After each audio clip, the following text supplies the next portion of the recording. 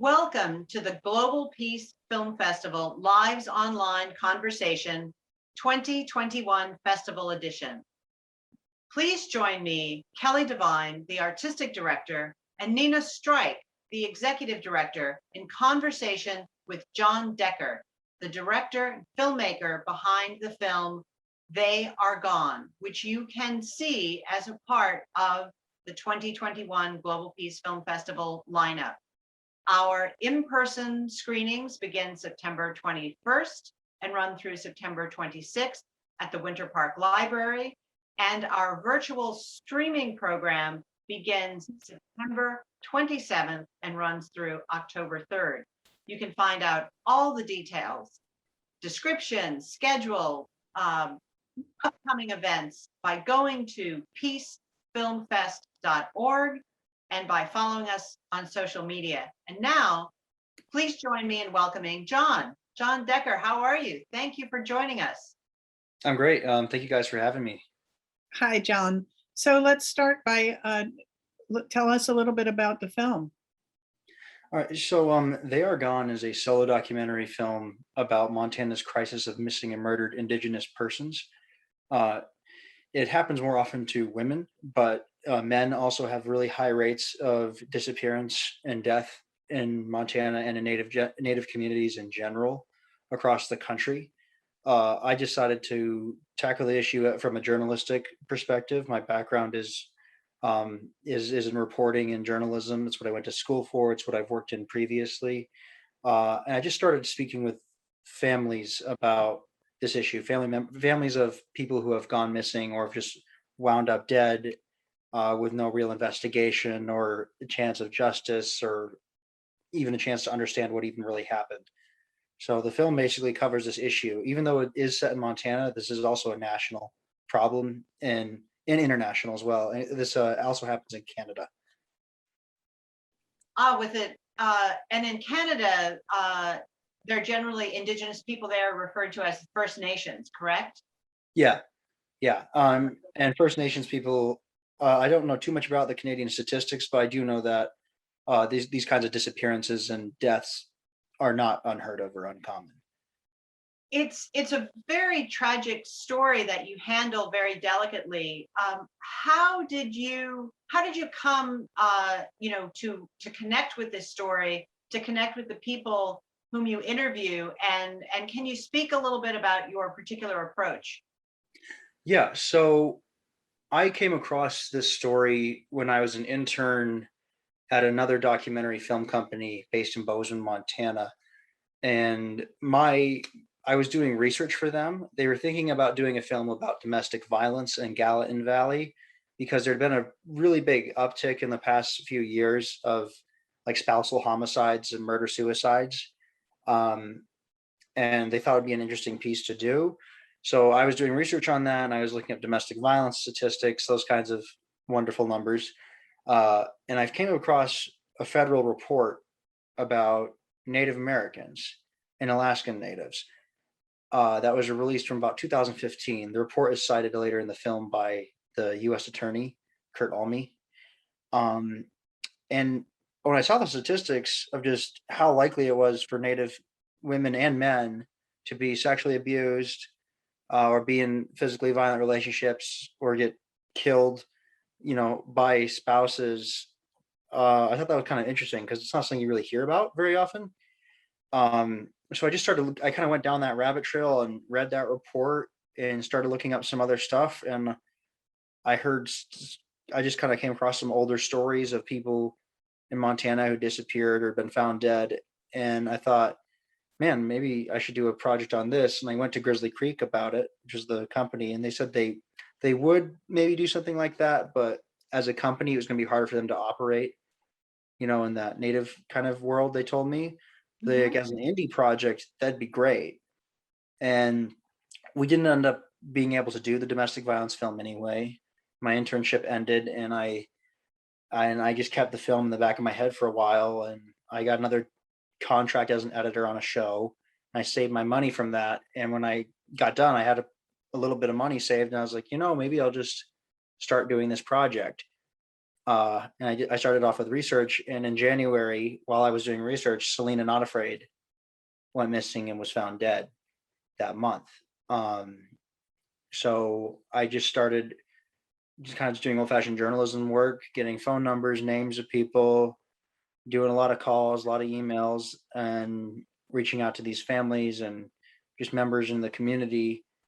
And it just kind of organically grew from there. I went in person a lot. This is before really Corona became a big thing, but I would just kind of go to the res or on the border of the res with a camera and just start trying to talk to people, tell them who I was, what I was doing. And they were really receptive, actually. They were much more receptive than I thought they'd be to media coming in. But yeah, because you just talk to a couple other people, and then it's a small community in that sense that that word spreads real fast. So people will know who you are, even if you've never met them or in kind of, who you've talked to. So that's kind of the short version of how I came across it. You just mentioned that you were surprised to find out how receptive folks were. Yeah. What other surprises did you encounter? And can you maybe unpack a little bit of did anybody tell you why they were so receptive and so eager to talk to you? Nobody told me why. The reason I was surprised is just because as a reporter in general, in working as a reporter before, people, regardless of their race or wherever they're from, can be pretty standoffish, especially since 2016. People can be really touchy with journalists and unwilling to speak. But I think what worked, at least for me, with reporting, I didn't come in there with a big company and like a big crew with lots of gear and lights to shine in your face. And I wasn't making people sign weird contracts or anything like that. I had people sign consent forms, just like, yeah, you're okay with me filming you and talking about this. That's a one-page, very simple document. Um, I think the reason it worked for me is I was just really honest about my intentions. I was like, yeah, I'm just working independently. I want to do a doc and interview people who've been affected by this. Um, that was really the main surprise. And I think one of the bigger surprises was when I met the People's Camp, which were the folks who were patrolling their community during COVID. I bumped into that was completely unplanned and accidental. I bumped into them while filming on the res at night, and they asked what I was doing. I told them, and then they were like, "Oh man, spend the night with us. We'll take you on patrols. We'll set you up with interviews." And that's how I met Kaimani's family, and heard about him, because I had no idea about Kaimani before meeting these people. So just the fact that they were just so accepting and willing, like, oh wow, somebody wants to listen to us. Like, it was that easy to just say, just tell me what you saw, what happened, what's your experience been living like this, or seeing these things happen. Um, yeah. And you talk about these patrols that you join. This is a community-based effort to try and address some of these issues, correct? Well, yeah. So that group got made because, so in a lot of Native communities, not necessarily all, but there is really a huge lack of policing and law enforcement presence. And on that particular reservation, they have about 2 police officers on duty for, I think, over 200,000 square acres of territory. And they're federal, they're BIA cops, which are generally not considered to be the cream of the crop as far as officers are concerned. That's just kind of a hearsay thing, but in general, not the greatest. And the jail there was not maintained, so it's condemned. So if they arrest you for something, they have to drive you an hour away to process you in Hardin, which is on the border of the res, and then drive back. So when they're processing somebody, you have 1 cop left for the whole area. And there's a lot of drug abuse, there's a lot of alcohol abuse, there's some violence, there's domestic issues, all those kinds of things that come with, like, poverty and lack of resources. And during COVID, they have the capacity of the Hardin jail. So the BIA said, we're just not going to arrest you unless it's a class A felony. You want to drive drunk, you want to break in somewhere, fine.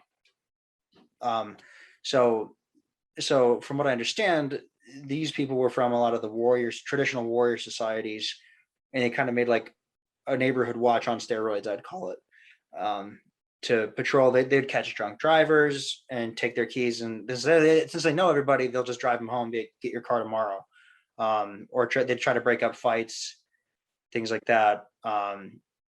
But again, they're not professional law enforcement, so that that can, who knows what can happen. And people, some people did show up pretty upset. Sometimes I heard, and I saw some people come by that were a little bit angry about somebody that got pepper sprayed by that group, and just that kind of stuff happens out there. But they were just doing their best to take charge, and a big part of what they're doing was patrolling the community to break up parties. Because of COVID, they were trying to do some social distancing and things like that. So they were going around trying to catch kids who were drinking or just playing out in the woods and stuff like that, and trying to send people home. And because there really isn't a lot of medical resources out there, and from what I understand, a lot of reservations got hit pretty bad by it. Yeah. So it that is the feeling that I had gotten, that it was a community that was trying to fill a void of Yeah. of some of the institutional safeguards that maybe we take for granted in other areas. And what really attracted me to this film as a programmer is that there's not as much attention necessarily to this particular issue of disappeared persons.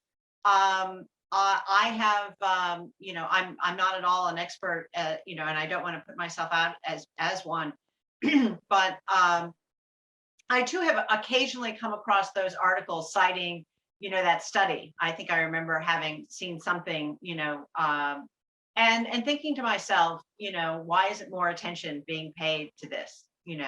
So I thought it would be, I thought your film did a really respectful job of presenting the issue, and it's really important as a part of the mission of our festival to bring people stories, sometimes with models of how to take action, and how to make the world a more peaceful and just place. But sometimes we first just need to know about the issue, and I think that's a role that your film really plays an important part in.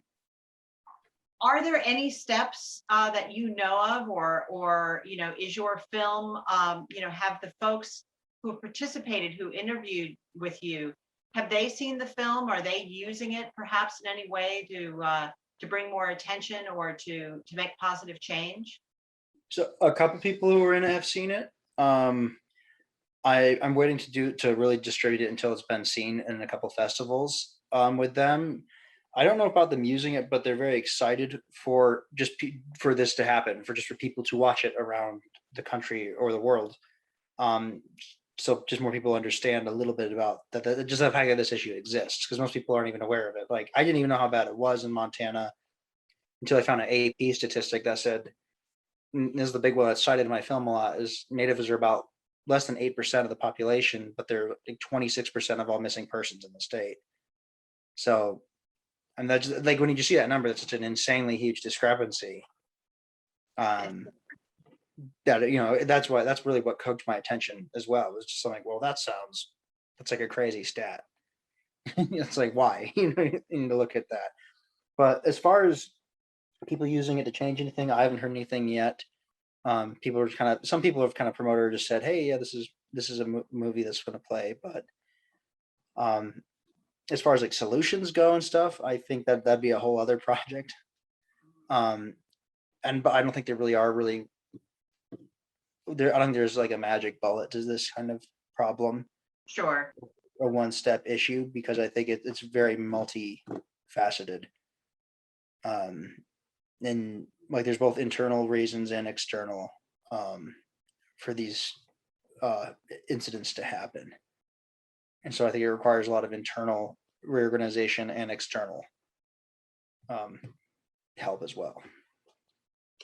Well, the first step in the process is for people to know about it in the first place. So that's a tremendous service you're providing with, having made this film. And I'm sure the participants, whether they ended up on camera or not, are grateful for that opportunity. So So tell us about what you're doing now. If you do have plans to follow up on this documentary or any other work that you're doing, and how can our audiences support your work? Well, right now I'm working full time as a producer for some journalistic and entertainment type television in Oregon. I want to transition back to doing more independent work again. As far as revisiting this issue, I am working with another outlet right now, potentially, that is doing an investigative piece on Selena. Not Afraid. I'm probably going to provide them some footage that they just can't, like that they weren't able to get because they didn't know about it and weren't there. And doing some advising on that project a little bit, just helping them find some people and talk to some people and trying to broker some interviews.